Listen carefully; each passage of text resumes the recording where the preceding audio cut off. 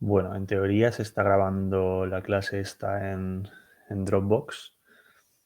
Tengo como 2 gigas para grabar, que son 200 minutos. Yo creo que lo que voy a hacer es grabar 1 hora. Luego lo subiré a YouTube, grabaré otra hora y así hasta que explote, ¿no? Hasta que tenga de comer pollo al horno o lo que sea. Básicamente voy a hacer esto. La clase que vamos a hacer durante estos días de maravillosa nieve y hielo va a ser de literatura, todo el rato literatura. Sintaxis no me apetece. Sobre el siglo XX. O sea, vamos a empezar el siglo XX.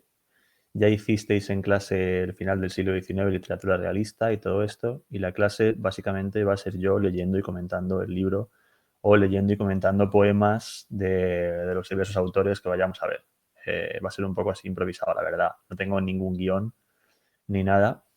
Así que puede que sea un petardo terrible o puede que tenga partes que estén bien, no lo sé la verdad, porque el libro que voy a usar para que lo veáis en pantalla no es el del curso, es el de Casals y no sé cómo va a estar. O sea, no lo he leído nunca, lo voy a leer aquí en primera lectura como si fuera un pianista que en una audición de estas de conservatorio tiene que leer primera lectura, ¿no? Me ha quedado ideal la metáfora. Espero que esté grabando, porque si no estoy grabando voy a hacer el ridículo como un imbécil. Aquí tengo, sí, levantar la mano y compartir pantalla. Vale, pues en cuanto empecemos con el rollo voy a compartir pantalla, a ver cómo se ve. Y yo estoy contando ya, cuando llegue a 55 minutos o sea, a la 1 de la tarde, dejo de grabar. A ver qué pasa si comparto pantalla.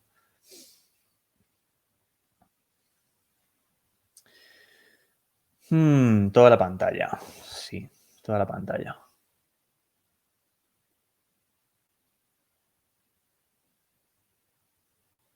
Se ha quedado un poco rayado, pero esto con mi ordenador es habitual, ¿eh?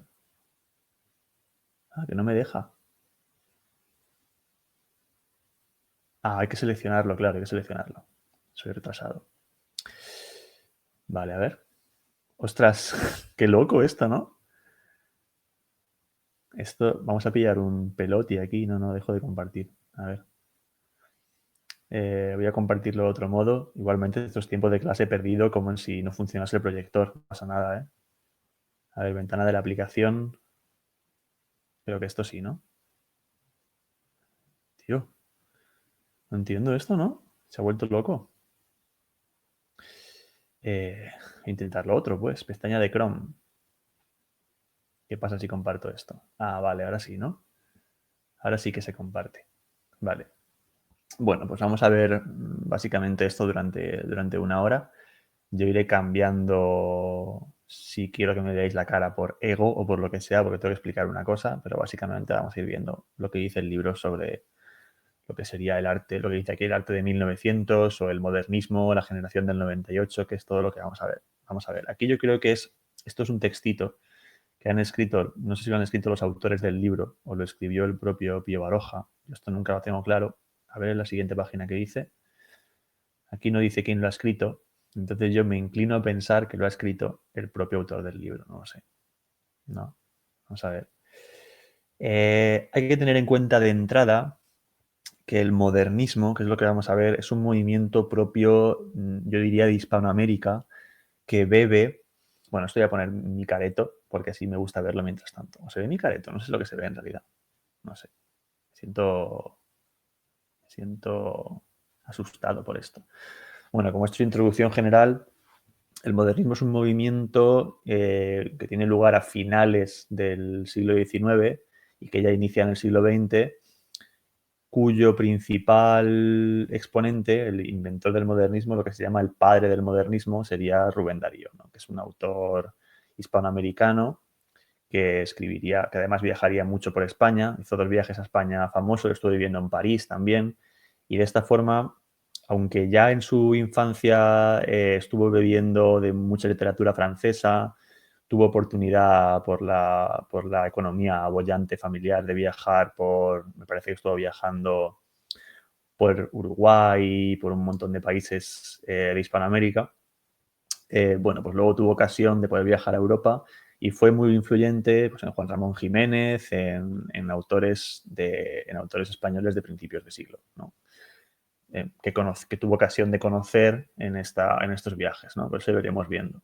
Pero básicamente la idea es esa, es un movimiento que bebe del parnasianismo, del simbolismo francés, de Charles Baudelaire, todos estos, de Verlaine, escrito Verlaine, y toda esta gente francesa de lo que luego sería el movimiento, bueno, lo que sería de hecho los movimientos vanguardistas franceses, tienen una influencia pues especialmente en el poeta Rubén Darío, luego también en José Martí, que es el poeta revolucionario cubano, también veremos algunos poemas, ahora buscaremos algunos poemas. Y bueno, la idea es que este movimiento está enfrentado en cierto modo al romanticismo y a la expresión exagerada de sentimientos, y será un movimiento que ya empieza lo que sería el tronco de la lírica contemporánea moderna, que es una lírica como cualquiera que pueda leer pues cualquier poema contemporáneo complicado de leer, con oscuridad, una oscuridad que también vendría en España a partir de 1927 con el redescubrimiento de la generación del 27 de Luis de Góngora, una poesía profundamente simbolista en el sentido de que no es fácil acceder al verdadero sentido del poema, no se deja leer con una sola lectura, y también una poesía con un molde formal muy complejo, es decir, y muy racional, no muy irracional, sino muy racional, en el sentido de que se escriben siempre sonetos, se escribe verso largo, pero está muy medido, no es una expresión de sentimientos en la que da igual la forma, como pasaba en el romanticismo, sino que es muy importante también medir el verso, tener en cuenta la sonoridad, tener en cuenta, en fin, toda una serie de mecanismos retóricos formales que hacen que sea una poesía muy trabajada en lo formal, y muy irracional a la vez en el contenido, ¿no? Que es una cosa habitual. No sé qué ha pasado aquí, pero bueno. Esta es la clave del modernismo, ¿no? Una de las claves, pero bueno, básicamente vamos a ir leyendo. ¿No me puedo poner yo en grande o qué? Vamos a ir, vamos a ir leyendo lo que dice el libro y tal, y vamos a ir viendo. Voy a ir comentando las cosas, ¿no? ¿No me puedo poner yo en grande o qué pasa? Sí, me puedo poner en grande, menos mal. No quería que estuviera Filomena en grande. Bueno, vamos a ver qué dice para empezar. Dice, me llamo Pío Baroja, los tres, Antonio, Ramiro y yo, éramos jóvenes y no nos resignábamos a vivir en una España sin futuro, roída por el caciquismo, la oligarquía y el aburrimiento. Bueno, esta idea de España es muy típica del final de siglo y de principios del siglo XX. Hay que tener en cuenta que España pierde sus últimas colonias, aunque esto de colonias habría que matizarlo bastante, pero bueno, pierde sus últimas posesiones de ultramar, Filipinas, por ejemplo, Cuba en la guerra contra Estados Unidos de 1898, etcétera, justo al final del siglo XIX. Entonces, el principio del siglo XX, toda la corriente intelectual española, en la que está pues Ramiro de Maeztu, está Pío Baroja y todos estos, básicamente tienen una visión muy pesimista de lo que es España, que es una visión que ha durado hasta hoy, ¿no? La idea de España hoy es pues un país de mierda, un país, en fin, todas estas gilipolleces, perdón, todas esas tonterías que dice la gente que evidentemente no conoce otros países que son mucho más de mierda y que están más cerca de lo que imaginamos, pero bueno. El caso es que la idea de España, que luego seguiría con Ortega y Gasset en La España invertebrada y todas estas publicaciones muy críticas con el país, es la que tenemos hoy en día todavía de España. O sea, seguimos pensando que España es un país atrasado, que siempre ha sido así desde la Edad Media, ¿no? Que es el país de la Inquisición y todo esto. Pero vamos, igualmente hay que tener en cuenta que España fue la potencia imperial durante más de 300 años y que contra todos los imperios siempre habrá gente que cargue y siempre habrá pues, una oleada crítica, como pasa ahora, por ejemplo, con Estados Unidos, especialmente cuando es un imperio decadente. ¿No os habéis dado cuenta, por cierto, que ahora que China es un imperio boyante, que está en crecimiento, en explosión, la gente empieza a tener manía a los chinos, ¿no? Antes se decían cosas de los chinos un poco así, como te engañan como un chino, que si la tenían pequeña y cosas así, pero, pero en época contemporánea yo sí que estoy viendo cierta chinofobia en la gente, ¿no? Y yo creo que eso es señal de que China empieza a ser un país verdaderamente potente en ese sentido, ¿no? Entonces, el contexto histórico del modernismo, por volver a centrarme en esto que es lo que importa, es la idea de una España que ha perdido su potencia imperial, ¿vale? Después de la llegada de los Borbones en 1700 y su máxima expansión, que fue también en el siglo XVIII, ya empieza a ser un imperio decadente que empieza a ser pues destruido por todos los flancos, ¿no? Y el 1898 es una fecha interesante porque es cuando se produce lo que se llama, por la crítica historiográfica española, el desastre, ¿no? El desastre de 1898, la pérdida final de las colonias y todo esto, ¿vale? Entonces es muy habitual la imagen que dice aquí Pío Baroja, que, en fin, una España caciquil, una España sin futuro, luego vendría la dictadura de Primo de Rivera a principios del siglo XX, pero bueno, vamos a ir viendo poco a poco, ¿no? Dice, creíamos que podíamos resolver todos los problemas del país con la varita mágica de nuestros deseos. Hombre, pensar esto es de ser un poco imbécil, la verdad,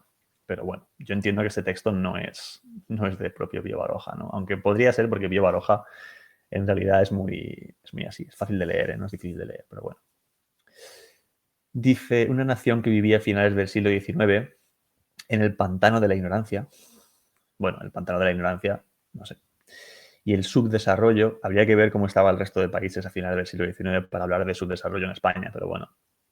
No podía cambiar de la noche a la mañana porque 3 jóvenes se empeñaran en ello. Desde luego que no. Dice, sí, pecamos de idealistas, que es lo peor que se puede hacer en la vida, ser idealista.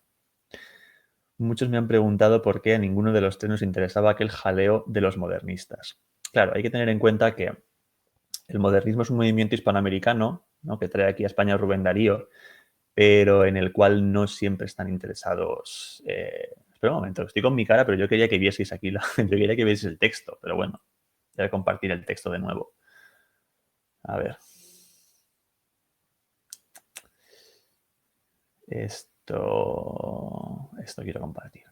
Vale, aquí dice, muchos me han preguntado por qué ninguno de los tres nos interesaba aquel jaleo de los modernistas. Bueno, desde luego, después de oír jaleo, ya sé que el texto no es de Pío Baroja, pero sí que interesó mucho la generación del 98 en realidad este jaleo de los modernistas, en el sentido de que aunque la generación del 98 sean mucho más moderados en la forma, por ejemplo, en la forma de escribir o en la forma de los poemas, están muy influidos por el modernismo y luego estarían también influidos, aunque menos, por los movimientos franceses, como el parnasianismo, sobre todo el simbolismo, que llegaría también a Luis Cernuda y todo esto. Pero bueno, dice, estos soñaban con la belleza y el exotismo de China y los dioses del Olimpo. Es verdad que en el modernismo es un dato importante la idea de la belleza y el exotismo y se verá mucho pues, en los cuentos, por ejemplo, del libro Azul, que es Azul puntos suspensivos de Rubén Darío, se llama así el libro, Azul, que es un conjunto de cuentos. Luego también se verían Cantos de vida y esperanza. El primer modernismo es muy exótico, ¿no?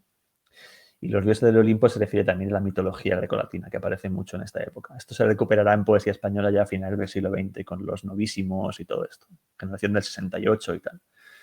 Dice, siempre les respondo que no necesitábamos irnos tan lejos. Todo lo que ellos buscaban en estas remotas épocas y lejanas culturas lo teníamos nosotros aquí, en los pueblos de Castilla. Éramos el 98. Bueno, esto apela a la visión mítica de Castilla, que ya ocurre en Alemania y en Francia, en el romanticismo, en la cual Castilla es un pueblo de gente valiente y atrasada también, de costumbres atávicas, todo esto que luego se corresponde en parte con la realidad, como todo lo ideológico, porque lo ideológico es una verdad parcial que pretende ser total y por eso es peligrosa, como lo definía García Trevijano en uno de sus programas de radio, ¿no? Pero bueno, básicamente la idea es esto, que la visión del 98, como todas las visiones poéticas, va a ser una visión subjetiva de una España que en la realidad pues no existe, o al menos no existe especial exactamente así, ¿no? Pero bueno, me he enrollado un poco. Aquí está Pío Baroja en un dibujo que está bastante guay. Salió un poco bizco, pero está bien. Vamos a ver el arte de 1900, pues todo este contexto histórico, ¿no? O sea, la educación literaria que dice aquí, ¿vale? La parte de la historia me la voy a saltar un poco y vamos a ir directamente al contexto histórico y a los poemas, ¿no? Prácticamente, no sé. No sé qué me voy a encontrar, pero vamos a ello. Vamos a ver. Esto es contexto histórico. Esto ya lo sabemos todos. Estados Unidos, como dice aquí, aprovechó un accidente para decir que era un ataque de España, ¿no? para declarar la guerra, y luego esa guerra la ganó Estados Unidos, que era una potencia emergente con bastante poder militar, no como ahora, pero bastante poder militar. Y España, pues no, era una potencia decadente que bastante tenía con aguantar los restos del imperio que le quedaban, ¿no? Entonces, es verdad que en España la visión de los intelectuales que se dio sobre estos hechos, pues en vez de taparlos o disimular un poco o apelar al espíritu patriota o a la unión nacional y todo es tan raro en nuestro país, pues lo que se hizo fue eso, decir que, pues que era una derrota humillante, el final de un imperio y que ya prácticamente éramos aquí Namibia, ¿no? Pues bueno, esta es la idea general del 98, ¿no? Dice, los males de España entre 1898 y 1923, que es la dictadura de Primo de Rivera y tal. Hasta Alfonso XIII y tal. Dice, la pérdida de Cuba puso de manifiesto los males del país. Un sistema político corrupto, basado en el caciquismo, compra de votos. Claro, siempre ha habido esto, pero especialmente en esta época se ve que era bastante descarado. Concentración de la riqueza en una minoría de terratenientes y familias financieras, oligarquía. Esto ha sido así en toda la historia de la humanidad y siempre será así. Desarrollo industrial escaso y desequilibrado, centralizado en Cataluña y el País Vasco. Bueno, crisis económica de las clases medias. Vale. Pobreza e incremento de la inmigración a América y una manifiesta incapacidad de Alfonso XIII para responder a las demandas sociales de la izquierda. Hay que entender la izquierda no como es ahora, sino la izquierda de esta época, o sea, la izquierda de principios del siglo XX. Una izquierda más acercada a lo marxista y a demandas sociales reales. No voy a meter en esto, pero bueno, basada más que nada sobre todo en la condición del trabajador, es lo que quiero decir. O sea, las buenas condiciones del trabajador, en el reparto de la pobreza y en problemas que interesaban en el marxismo a principios del siglo XX y que ahora, pues, en fin, en fin, no me voy a meter en esto, pero, en fin. Que no podía participar en la política por el viciado bipartidismo dominante. Sí. Así es el sistema de turnos, ¿no? De Cánovas y Sagasta y todo esto, que le habréis dado mi historia seguramente.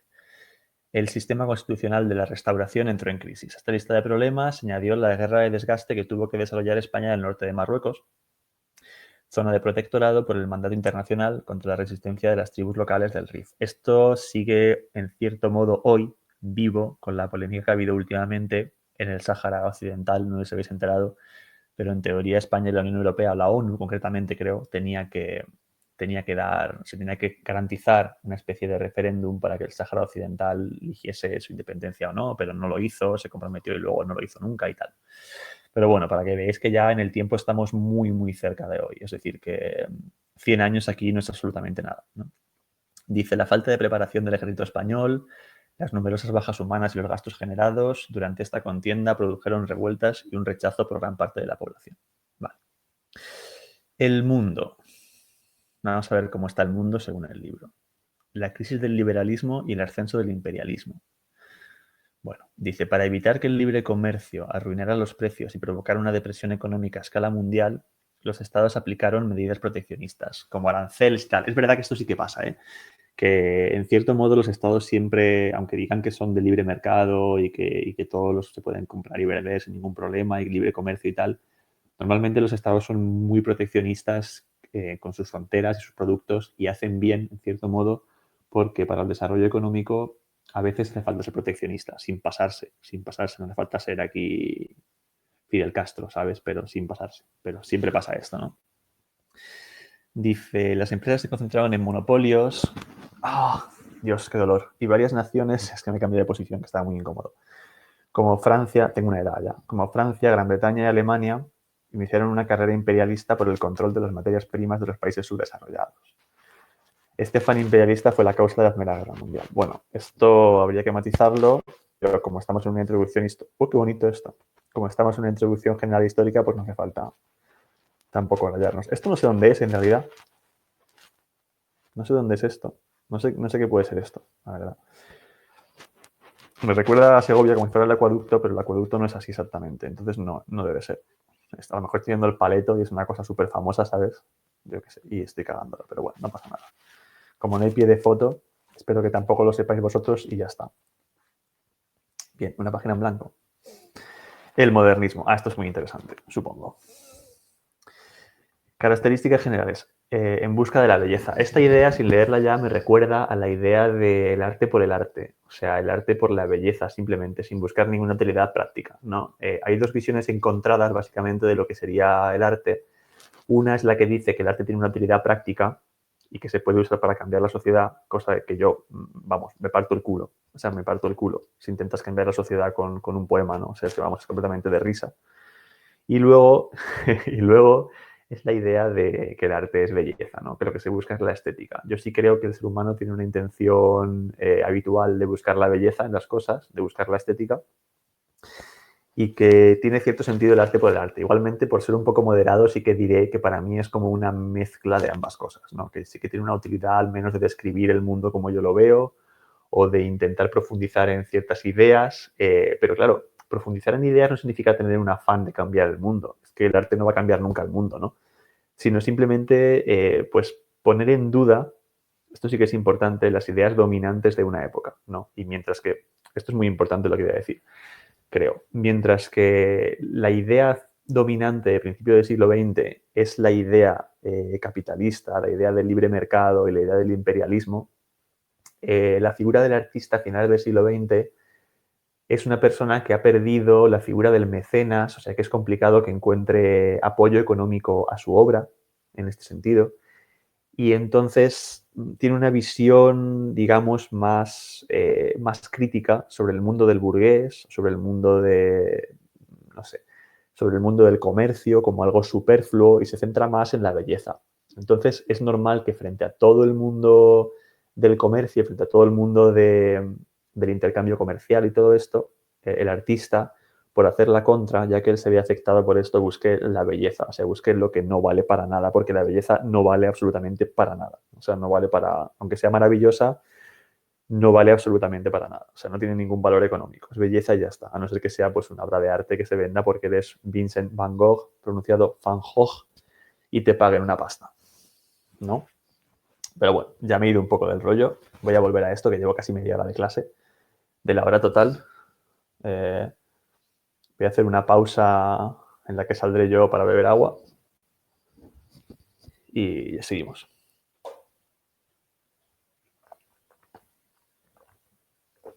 ¡Oh, qué rica! Me han contado que se han congelado algunas tuberías por ahí. Si habéis sido vosotros, lo siento, ¿eh? Bueno, vamos a ver. Voy a volver a compartir esto y lo leemos.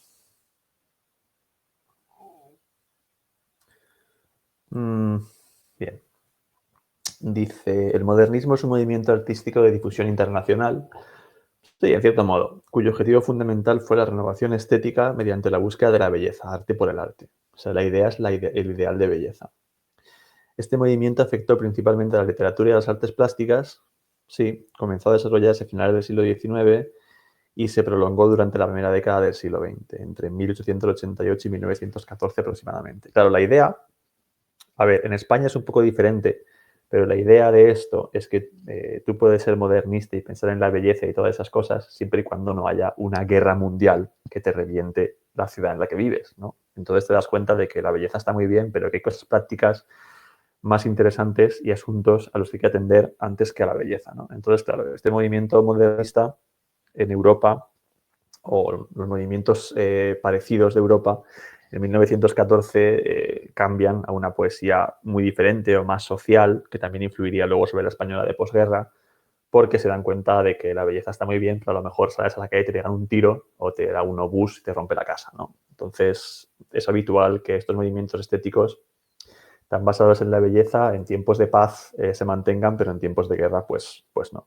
Entonces, en España sí que empezaría igual en 1188, que por cierto es la fecha de publicación del libro de Rubén Darío, Azul, si no recuerdo mal, o si no fue un par de años antes, pero en España sí que se prolongaría un poco más y enlazando con la generación del 27, acabaría más bien en 1936, que es la fecha cuando empieza la Guerra Civil Española. Que es, claro, ahí la poesía también, como veremos en su momento, sufre un gran cambio formal y un gran cambio de contenido y empieza pues una poesía patriótica, también una poesía social, etcétera, que no tiene nada que ver con la poesía del 27, que para nada es así. Pero bueno, ya lo veremos.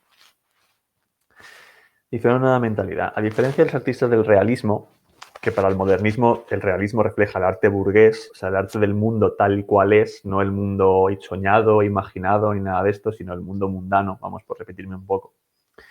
Dice, los modernistas no se identificaron con los valores de la sociedad burguesa, claro, sino que mostraron una actitud de rebeldía, despreciando los pilares sobre los que se sostenía la sociedad. La ciencia, la política conservadora, el materialismo y la moral tradicional. Bueno, es duro lo que voy a decir, pero la sociedad siempre va a sostener sobre estos pilares. O sea, hagas lo que hagas, pero bueno. Dandis o bohemios. Bastante dandis, la verdad, no sé. Dice, en su afán por huir de la vulgaridad y la rutina de la sociedad de su tiempo, claro, es que al final, como evidentemente no la pueden cambiar, tienen que huir de ella, ¿no?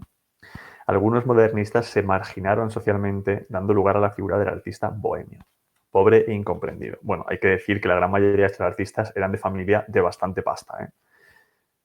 Siempre digo yo que los perroflautas en realidad son gente de mucha pasta, solo que luego van de guays, pero en general son gente de pasta.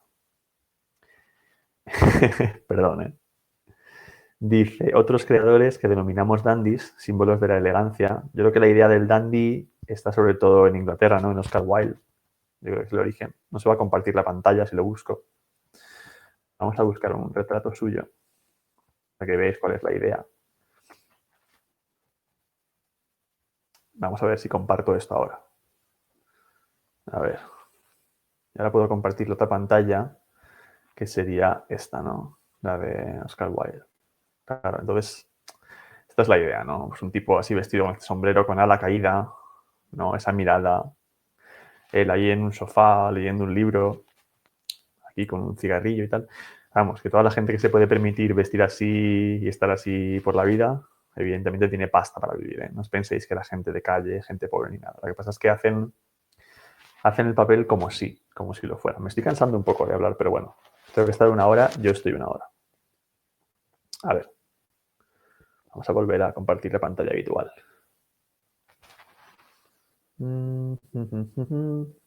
Vale.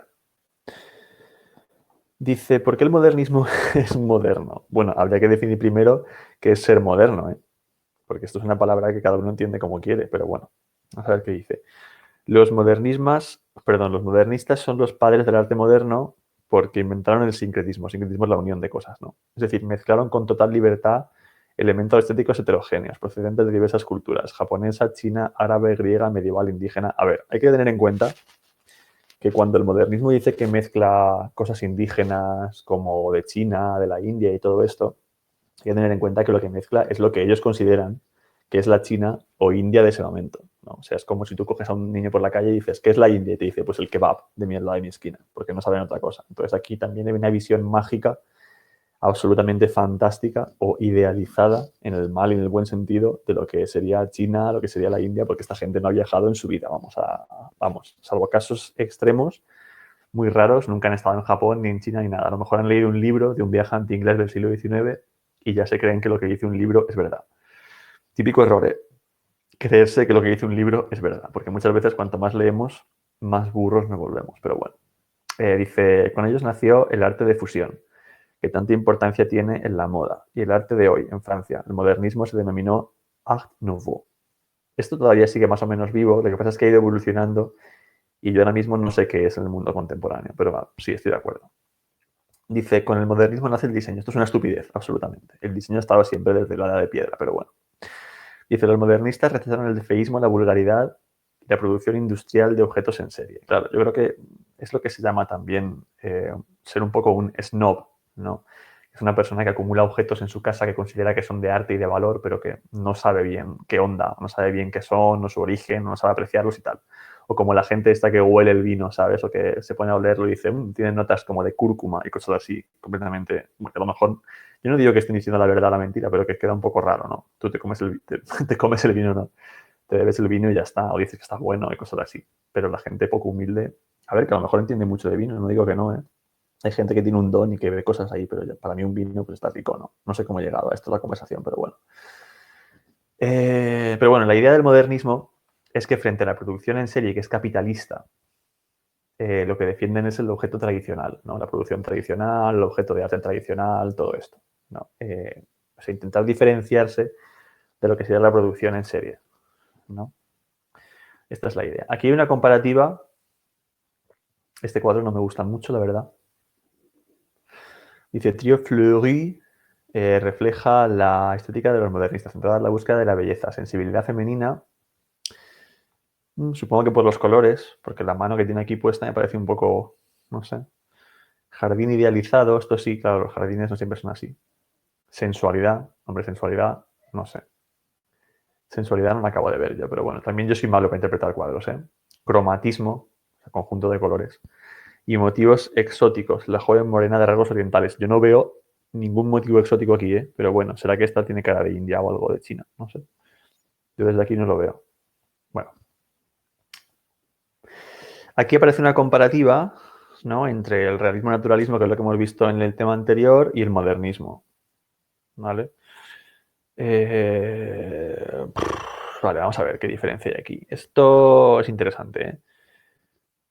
Género literario preferente, en el realismo-naturalismo la novela y aquí la poesía del cuento. Sí, es típico del modernismo el cuento y la poesía, sí, como que ganan más importancia. Pero hay que tener en cuenta también que cuando la novela realista nace en el siglo XIX ya no muere. Es decir, la gente sigue leyendo novela realista hasta hoy, ¿no? ¿O qué leen vuestros padres? O yo qué sé, leen la típica novela de, pues, o de aventuras, o de intriga, o de novela negra y todo esto, que suele ser bastante realista, ¿no? Entonces, el siglo XIX, con la novela realista, nace para siempre, o sea, no de pronto aparece otra cosa, sino que siempre nace. Lo que pasa es que en el movimiento dominante artístico, que es el modernismo, sí tiene mucha influencia la poesía del cuento. Pero vamos, que la poesía del cuento rara vez en la historia han sido lo que lee la gente.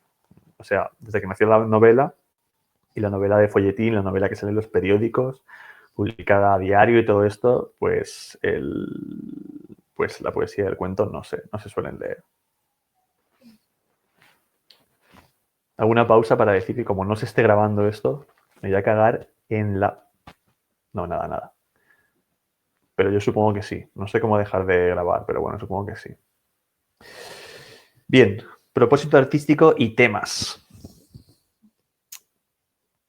Vamos a ver, dice reflejar objetivamente, en el caso del realismo, dice que el propósito artístico es reflejar objetivamente el mundo, ¿no? A ver, hay que tener en cuenta que siempre que yo reflejo literatura del mundo, lo que reflejo es un 5% de lo que hay, ¿no? Porque en las novelas realistas la gente se mete en la cabeza de los personajes como si tal cosa fuera posible, ¿no? Yo a veces no sé ni qué estoy pensando, o no, a veces no sé ni por qué estoy pensando lo que estoy pensando. De hecho, a veces no sé mis sentimientos son fruto de qué estado hormonal concreto, a lo mejor de lo que he comido ese día, ¿sabes? Entonces esto de objetivamente es un poco pues fundamentalismo científico, pero bueno, en fin. La realidad del siglo XIX, pues sí, ambientes burgueses y proletarios, es verdad que nunca sale por ahí pues un dragón o cosas así, no, y reflejan tal como es, pero hay que tener en cuenta también que en el siglo XIX con el naturalismo, en realidad lo que se hace es verter una visión ideológica de la sociedad, una visión en gran parte marxista, o de la izquierda de la sociedad. O sea que, aunque los ambientes que refleje existieran más o menos así, pues no nos podemos tragar que eso es el mundo tal cual es. Vamos a ver, yo no puedo leer un libro del siglo XIX y decir, ah, pues ya conozco el siglo XIX. Vamos, o sea, tú le das un libro del siglo XX a alguien del siglo XVII y se queda flipando y no sabrían nada de cómo es el siglo XVII, de cómo es el siglo XX. Pues esto igual, o sea, te puedes hacer una idea general, una idea subjetiva, pero sí que es verdad que la intención es reflejar objetivamente cómo es el mundo en el siglo XIX, ¿vale? Voy a ponerme como estaba antes, que me estoy cansando. En el modernismo dice libertad para crear desde una perspectiva subjetiva y original mundos imaginarios, fantásticos, llenos de belleza, sensualidad y exotismo. Vale, la idea básica de esto es que mientras que en el siglo XIX la voz es común, la voz del narrador es nosotros o es reflejar el mundo, el modernismo refleja el yo intrasubjetivo del poeta. Esto es muy importante. O sea, basado en las ideas de Kant y de Schopenhauer del mundo como voluntad de representación y todas estas cosas de que el mundo es tal y como lo percibimos nosotros, que somos una individualidad que percibe el mundo, etcétera, por los sentidos además que están muy capados para percibir el mundo. La idea del artista de principios del siglo XX es que la imagen, que yo creo que es acertada en cierto modo, es que la imagen del mundo que yo tengo es una imagen pues mediatizada por cómo soy yo. O sea, que siempre pasa por los filtros de cómo soy yo como artista, cómo soy yo como persona incluso, ¿no? Es como cuando vuestra madre dice que sois el más guapo, ¿no? O sea, evidentemente no lo sois, puede que algunos sí que lo sea, pero no lo sois, aunque puede que algunos sí, pero no, etcétera. Y bueno, básicamente la idea es esta, vamos, que es una idea individual, es una percepción individual del mundo. Y el artista va a ver el mundo tal y como él lo ve. Y no va a intentar ver el mundo como algo objetivo, sino que va a verlo como algo subjetivo. Esta es la idea. Yo esperaba pasarme toda la clase leyendo poemas y no voy a leer ni uno, creo. Actitud del artista. Pues el artista del siglo XIX es verdad que busca el compromiso social, por eso decía que era un artista de izquierdas, en el sentido de la izquierda del siglo XIX, principios del XX, un compromiso social con el progreso. Habría que ver qué es eso del progreso, pero bueno, con el progreso y la crítica social, sí. Mientras que el artista modernista está completamente desconectado del mundo social en el que vive, ¿no? O sea, es una evasión a mundos de fantasía, no quiere hacerse cargo de las condiciones de pobreza en las que vive gente de su entorno y todo esto, sino que simplemente se evade, se evade. En este sentido sí que es bastante diferente a la novela de Émile Zola, por ejemplo, o a todas las novelas realistas del siglo XIX y tal, que sí que analizan el mundo con cierta, no voy a decir precisión, pero sí que voy a decir con bastante afán de precisión, que ya es bastante. Y luego en el lenguaje, aquí ya toma el libro Las funciones de Jacobson, que ya fueron bastante discutidas por Cosseriu en los años 90, pero bueno, las tomamos como referencia, pues vale. Dice, predomina la función referencial, es decir, reflejar el mundo tal cual es en el realismo y naturalismo, ¿no? Sintaxis y léxico de nivel medio, coloquial y dialectal. Esto habría que matizarlo porque en realidad el léxico coloquial se emplea sobre todo en el diálogo de los personajes, pero el resto es léxico bastante elevado, ¿no? No tanto como en el modernismo, pero bueno, sí que es elevado. Tú lees una novela de Pérez Galdós, por ejemplo, o lees una novela de Alas Clarín, pues enseguida te das cuenta de que el léxico del narrador no es un léxico de calle, vamos.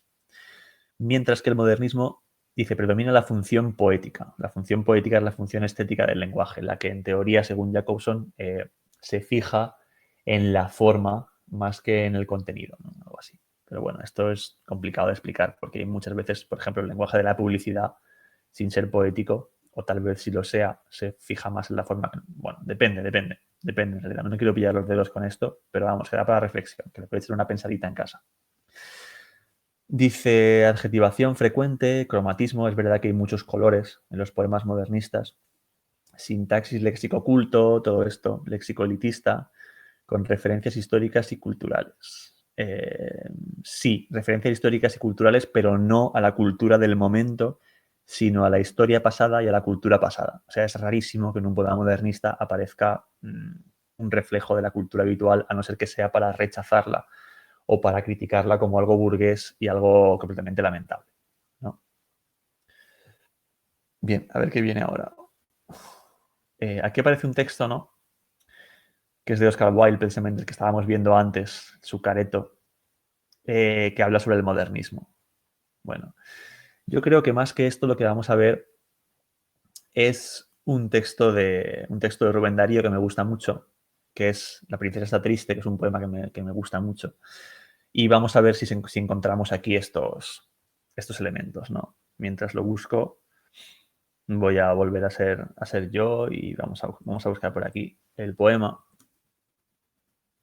Y vamos a ver qué encontramos del modernismo con lo que hemos visto hoy en este poema, ¿no? Este poema, si no recuerdo mal, es de 1888 cuando se publica Azul. Creo que está incluido en el libro Azul, pero me lo estoy inventando. Hay que leerlo teniendo en cuenta que a lo mejor no es como yo creo, pero bueno. Voy a compartir la pantalla y lo vamos a ir leyendo. Voy a hacerlo un poco más grande. A ver, ahí está.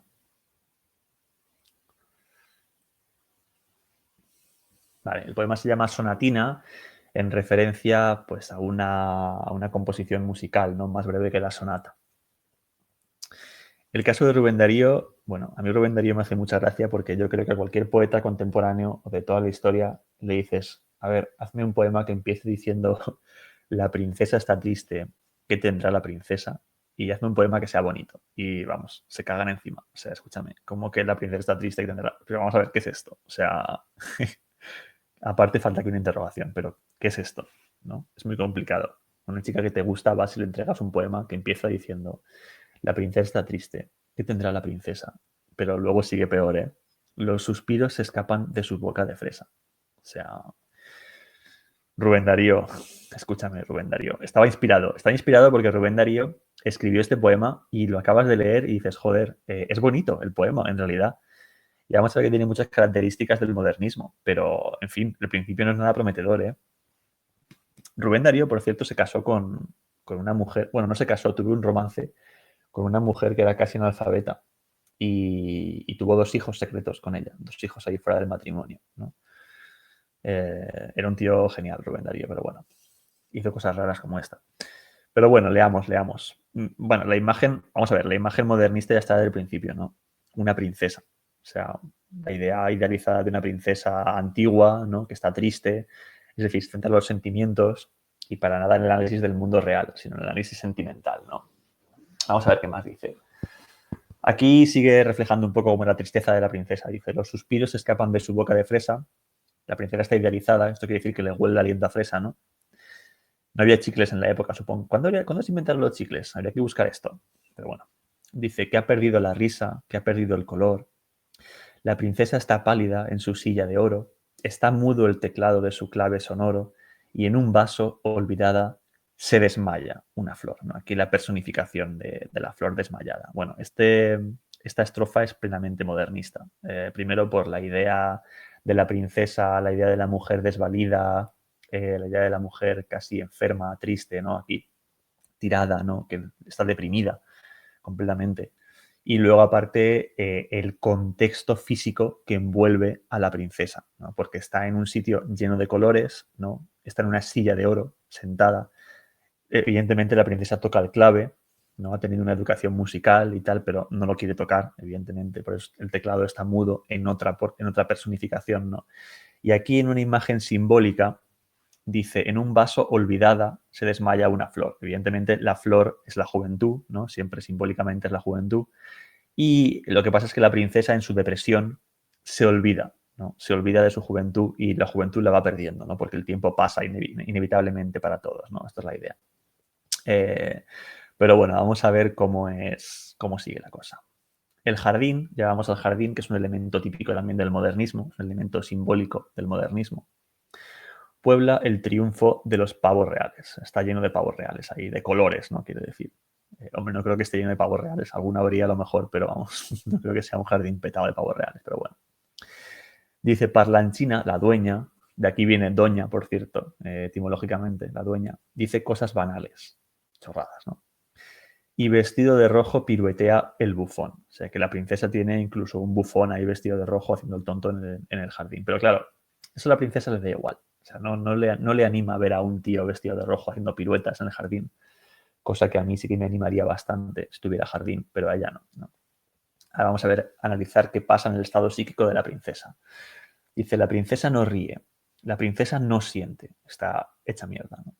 La princesa persigue por el cielo de oriente la libélula vaga de una vaga ilusión, ¿no? Aquí en esta combinación dice, la princesa se queda ensoñada, ¿no? Mirando a oriente, o sea, las tierras que no conoce, ¿no? Y digamos que la vaga ilusión que tiene, que no dice lo que es la princesa, sino que tiene una vaga ilusión, aparece aquí simbolizada en una libélula, como en algo etéreo, a lo que no se puede acabar de atrapar, sino que está ahí libre, pequeño, ¿no? Y que no se puede saber bien qué es, ¿no?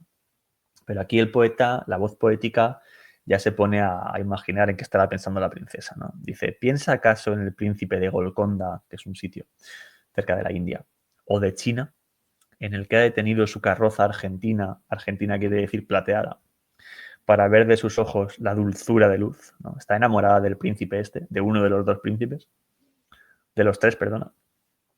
O en el rey de las islas de las rosas fragantes, o en el que es soberano de los claros diamantes, o en el dueño orgulloso de las perlas de Hormuz. Bueno, evidentemente no está pensando la princesa en un gitano, en alguien pobre, sino que está pensando evidentemente pues en gente rica, poderosa, adinerada, ¿no? Que tiene su imaginación prendida por ellos, ¿no?